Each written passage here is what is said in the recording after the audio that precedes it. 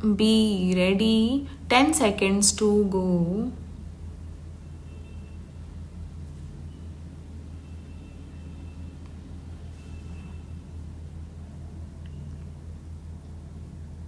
Start.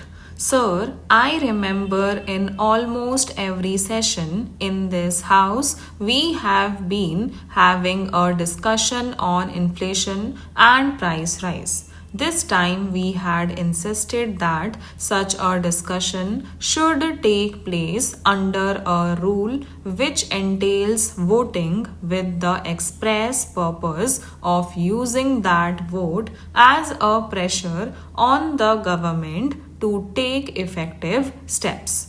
On the need for taking effective steps, sir, I need not reiterate, but when this UPA second government had assumed office, the Honorable President of India, in her joint address to both the houses, had outlined what the government would do in the first 100 days.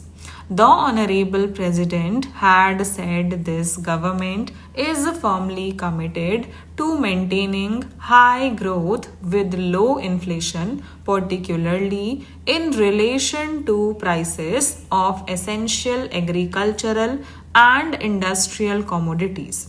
Subsequently, in this budget session, as is the normal practice when the Honorable President addresses both the houses, she said in para 7 that there has been an unhappy pressure on the prices of food grains and food products. Higher prices were inevitable given the shortfall in domestic production and prevailing high prices of rice, cereals, edible oils globally. She further said that the central government continues to accord the highest importance to ensuring relief to the common man and food prices. Then it was said that a core group consisting of senior ministers of the union government and some chief ministers has been constituted to examine a wide range of related policy measures. After these two references by the President of India telling the country and the Parliament what her government intends to do as far as this higher prices and inflation is concerned.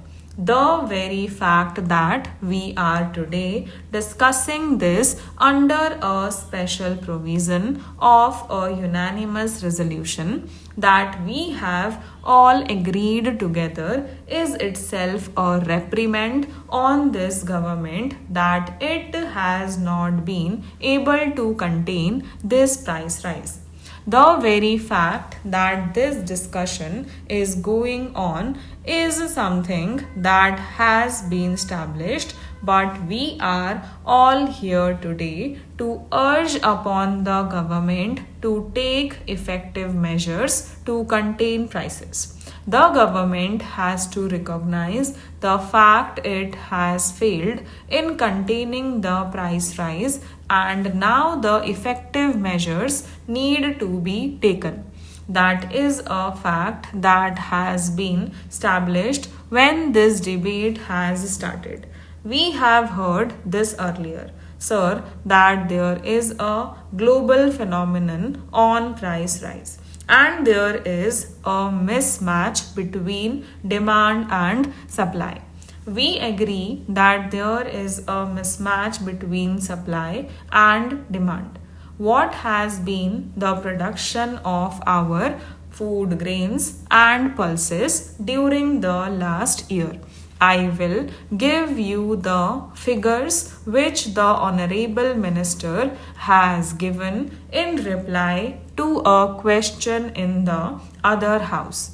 From these figures, it is evidently clear that our food grain production has fallen drastically to 8.6 crore tons from 9.3 crore tons some 3-4 years back.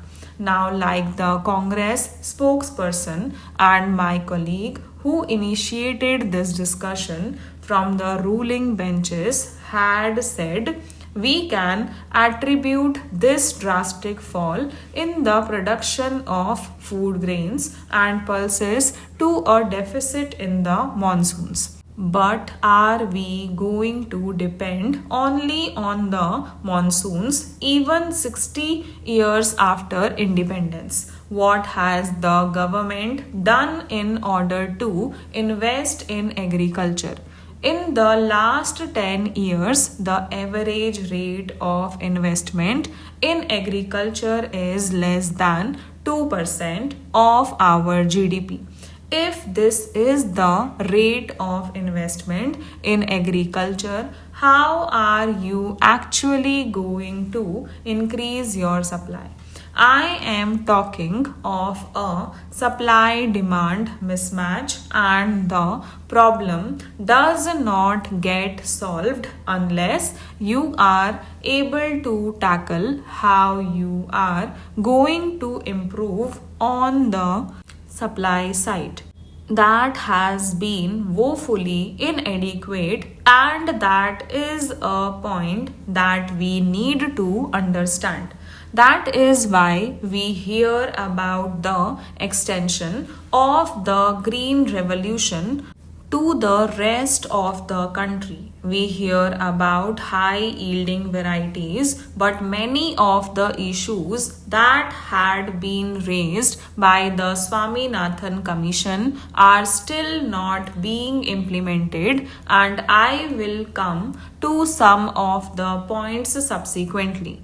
But in this background, the government must immediately assure this House and the country that in the coming days and in the subsequent budgets, proper earmarking of public investment in agriculture, particularly in expanding the irrigation, will be undertaken so that we are not dependent upon monsoons. This will be a perennial problem that we cannot resolve if we do not do that. Secondly, sir, we have heard discussions on the quantum of food grains that are lying with the government.